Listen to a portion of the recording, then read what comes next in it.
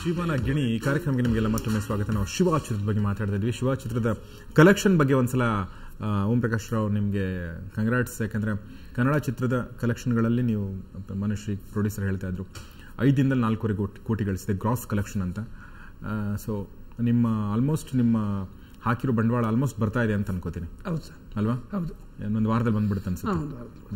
ಆಮೇಲೆ ಬಂದಿದ್ದೆಲ್ಲ ಲಾಭ ಇಲ್ಲ ಪಾಪ ಪ್ರೊಡ್ಯೂಸರ್ ತುಂಬಾನೇ ಖರ್ಚು ಮಾಡಿದ್ದಾರೆ ಸರ್. ಈ ಸಿನಿಮಾ ತುಂಬಾ ಪ್ರೀತಿಸಿ ಮಾಡಿದ್ದಾರೆ. ಅವ್ರಿಗೆ ಎಷ್ಟೇ ಬಂದ್ರು ಕೂಡ ಕಮ್ಮಿನೇ ಅದು. ಆಮೇಲೆ ನಿಮಗೂ ಕೊಡ್ತಾರ ಶೇರ್? ಅದರಲ್ಲಿ ಕೊಟ್ಟಿದ್ದಾರೆ ಸರ್, ಪಾಪ ಕೊಡ್ತಾರೆ, ಏನ್ ತೊಂದರೆ ಇಲ್ಲ, ಅದರಲ್ಲಿ ಏನಿಲ್ಲ ಸರ್. ಫಸ್ಟ್ ದುಡ್ಡು ಕೊಡ್ತಾರೆ ಬಿಡ್ತಾನೆ ಅನ್ನೋದಕ್ಕಿಂತ ಒಬ್ಬ ಕೆಲಸಗಾರ ಆಗಿ ಪ್ರೀತಿಸಿದ್ರೆ ಅಷ್ಟೇ ಸಾಕು ಸರ್. ಕರೆಕ್ಟ್. ಕೆಲಸ ಕೊಡೋದು ಮೊಟ್ಟ ಮೊದಲನೇ ಗಿಫ್ಟ್ ಅಲ್ವಾ?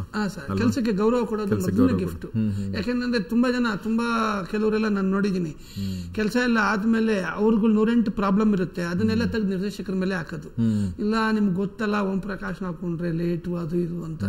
ಅವ್ರ ಪಾಪ ಏನು ದೋಸೆ ತೂತಲ ಹೇಳೋದೇ ಇಲ್ಲ, ಅಂಚು ತೂತಲ ಹೇಳ್ತಾ ಇರ್ತಾರೆ.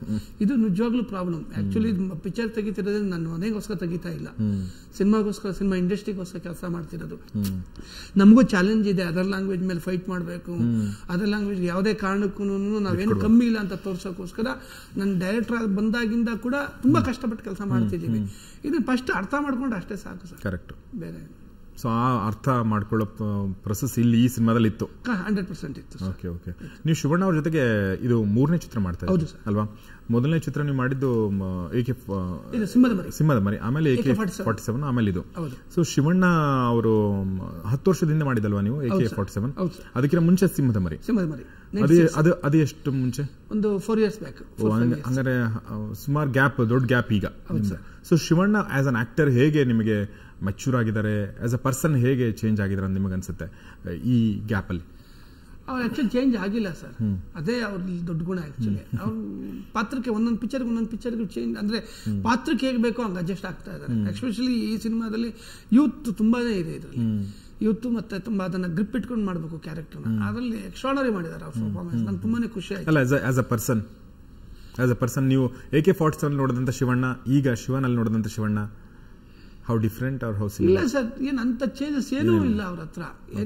ಏನು ನೋಡ್ಲಿಲ್ಲ ಆ ತರ ಚೇಂಜಸ್. ನಿಮ್ಮ ಹತ್ರ ಏನ್ ಚೇಂಜಸ್ ಆಗಿದೆ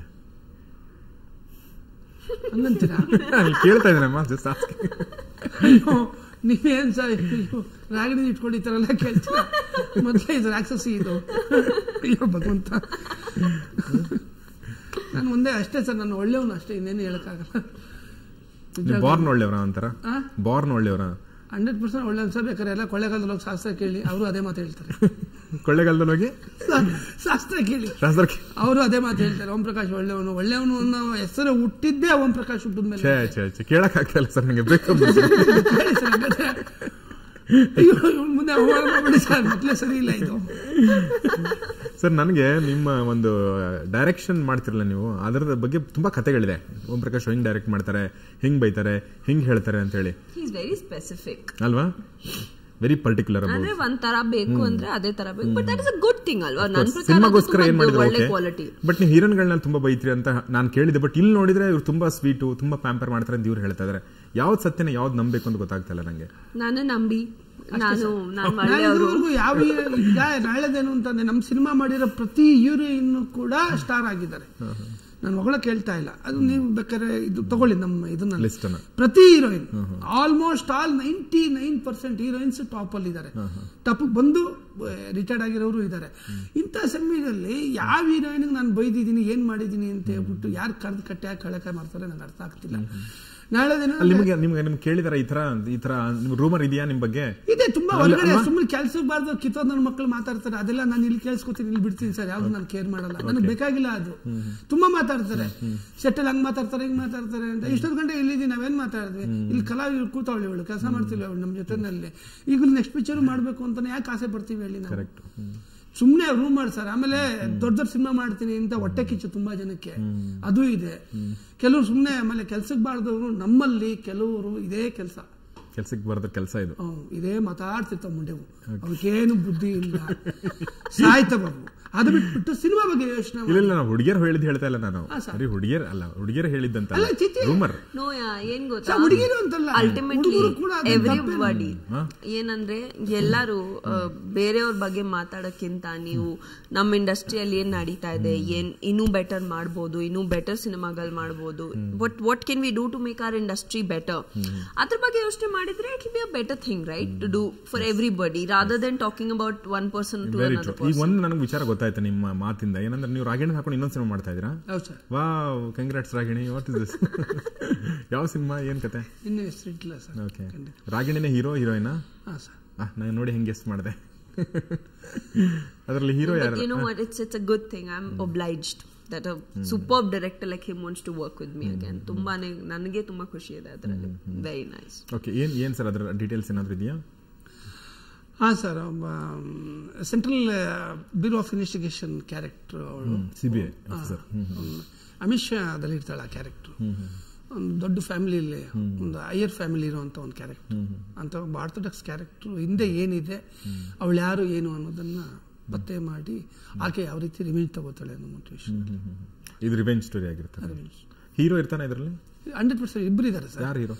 ಅವ್ರ ಜೊತೆ ಮರಸುತ್ತಕ್ಕೊಬ್ರು, ಅವ್ರ ಜೊತೆ ಕಾಲು ಕಾಯಕ್ಕೊಬ್ರು. ಮರಸ್ತಕ್ ನೀವೇ ಇಲ್ಲ ತಾನೆ? ಇಲ್ಲ ಸರ್, ನಾನು 10 ನಿಮಿಷ ಮುಂದ್ ಮುಖ ನೋಡಿದ್ರೆ ನನ್ನ ಹೆಂಡತಿ ಹೋಗಿ ಸ್ವಲ್ಪ ಆ ಕಡೆ ತಿರ್ಕು ಅಂತಾಳೆ. ಅಂತದ್ರಲ್ಲಿ ನಾನು ಹೆಂಗ್ ಸರ್ ಅರ್ಧ ರಾಗಿಣಿ ಜೊತೆ 1 ಅವರ್ ಅವಳ ಜೊತೆ ಆಕ್ಟ್ ಮಾಡಕ್ ಸಾಧ್ಯ? ಅವ್ರು ಆಕ್ಚುಲಿ ಈ ಪಿಕ್ಚರ್ ಅಲ್ಲಿ ಒಂದ್ ಒಳ್ಳೆ ಕ್ಯಾರೆಕ್ಟರ್ ಮಾಡಿದ್ರೆ ಸೂಪರ್ ಆಗಿರುತ್ತೆ. He's a very good actor. You know, forget direction, but ತುಂಬಾ ಚೆನ್ನಾಗಿ ಆಕ್ಟ್. ನನಗೆ ಅವ್ರ ಆಕ್ಟಿಂಗ್ ಅಂದ್ರೆ ತುಂಬಾ ಇಷ್ಟ. So I told him also, ನೀವು ಈ ಪಿಕ್ಚರ್ ಅಲ್ಲಿ ಕೂಡ there was a character which I told him ನೀವು ಮಾಡಿದ್ರೆ ತುಂಬಾ ಚೆನ್ನಾಗಿರ್ತಿತ್ತು. ನಾನು ನೀವೊಂದು ಕ್ಯಾರೆಕ್ಟರ್ ಮಾಡ್ಬೋದು. ರಾಗಿಣಿಗೆ ಒಬ್ಬ ಹುಡುಗ ಒಬ್ಬ ವ್ಯಕ್ತಿ ಇಷ್ಟಪಡ್ತಿರ್ತಾನೆ, ಪಾಗಲ್ ಪ್ರೇಮಿ. ರಾಗಿಣಿನ ಕಂಡ್ರೆ ಇಷ್ಟ, ಅವಳೆಲ್ಲ ಹೋಗ್ತಿರ್ತಾನೆ, ಅಲ್ಲಿ ಹೋಗ್ತಿರ್ತಾನೆ. ಆ ಕ್ಯಾರೆಕ್ಟರ್ ನೀವು ಮಾಡಿ ಸರ್, ಆ ಥರ ಮಾಡ್ಕೊಂಡು. ಸರ್ ಆಕ್ಚುಲಿ ನಾನು ಆತರ ಇದ್ರೆ ಓಕೆ, ನಂಗೆ ಆತರ ಜೊಲ್ಲಿಲ್ವಲ್ಲ ಸರ್. ಆತರ ಹೇಳಿಲ್ಲ ಸರ್. ಆಕ್ಚುಲಿ ಇಬ್ರು ಇಷ್ಟಪಡ್ತಿದೀವಿ, ನಾವೊಬ್ಬ ಇಷ್ಟಪಟ್ರೆ ನೀವ್ ಹೇಳಿದ್ ಓಕೆ, ಪರವಾಗಿಲ್ಲ, ನಾ ಇಬ್ರು ಓಕೆ, ಏನ್ ತೊಂದರೆ ಇಲ್ಲ, ಇಬ್ರು ಅಂಡರ್ಸ್ಟ್ಯಾಂಡಿಂಗ್ ಚೆನ್ನಾಗಿದೆ. ಆತರ ಏನಾದ್ರು ಹೇಳ್ಬಾರ್ದ ನೀವು? ಅಲ್ಲ ಸರ್, ಆಯ್ತು. ಕೊನೆಗೆ ಇಷ್ಟಪಡ್ತಾಳೆ ರಾಗಿಣಿ ಕೂಡ ಇಷ್ಟಪಡ್ತಾಳೆ ಅಂತ? ಬೇಡ ಸರ್, ಕೊನೆ ಬೇಡ, ಇಂಟ್ರಲ್ ಪಾಯಿಂಟ್ ಎಲ್ಲ ಇಷ್ಟಪಡ್ತಾಳೆ ಸರ್. ಇಂಟ್ರಲ್ ಪಾಯಿಂಟ್ ಅಲ್ಲ, ಇಲ್ಲ ಅವಳು ಮದುವೆ ಆಗಿ ಗಂಡ ಸತ್ತು ಗಂಡನಿಗೆ ಗೊತ್ತಿರಲ್ಲ ಇವಳು ಯಾರು ಏನು ಅಂತ ಹೇಳ್ಬಿಟ್ಟು ಅಂತ ಖತರ್ನಾಕ್ ಕ್ಯಾರೆಕ್ಟರ್ ಇವಳು.